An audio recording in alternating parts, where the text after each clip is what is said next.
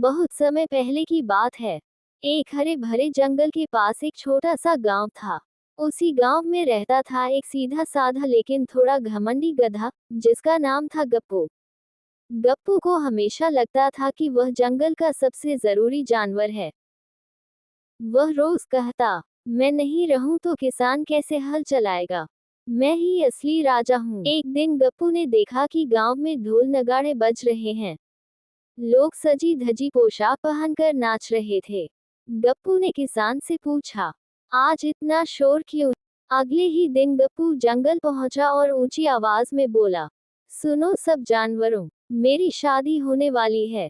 ये सुनकर शेर, लोमड़ी, बंदर, हाथी सब इकट्ठा हो गए। लोमड़ी ने चालाकी से पूछा, भैया गप्पू, दुल्हन कौन है? गप्पू बोला, एक बहुत सुंदर, समझदार और मेहनती गधी। शादी की तैयारियां जोरों पर शुरू हो गईं। बंदर नाच की तैयारी करने लगे। तोता गीत गाने लगा। हाथी सजावट करने लगा। लोमड़ी खाने की जिम्मेदारी लेने लगी। गप्पू दिन रात अपनी शान बढ़ाने में लगा रहता। वह काम करना छोड़ चुका था।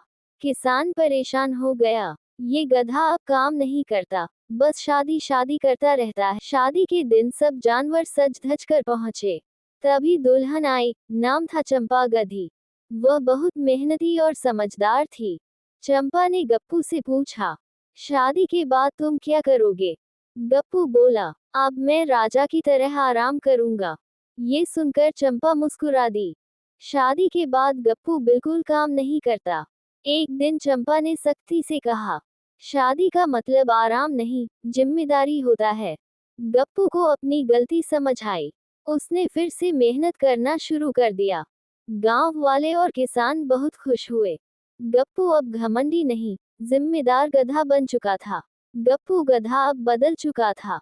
शादी के बाद उसने मेहनत करना शुरू कर दिया था। सुबह होते ही वह किसान के खेतों में पहुंच जाता और पूरे मन से काम करता। गांव वाले कहते, वाह, अब गप्पू तो समझदार हो गया है। एक दिन किसान ने गप्पू और चंपा को बुलाया और कहा, इस साल काम बहुत ज्यादा है।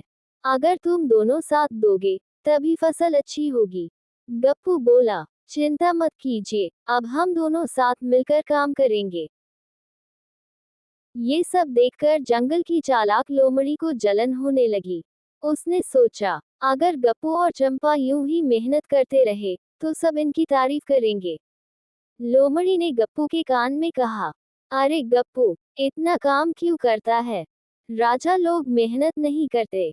गप्पू थोड़ा डगमगाया, लेकिन तभी चंपा बोली, जो मेहनत से भागता है, वह सम्मान भी खो देता है।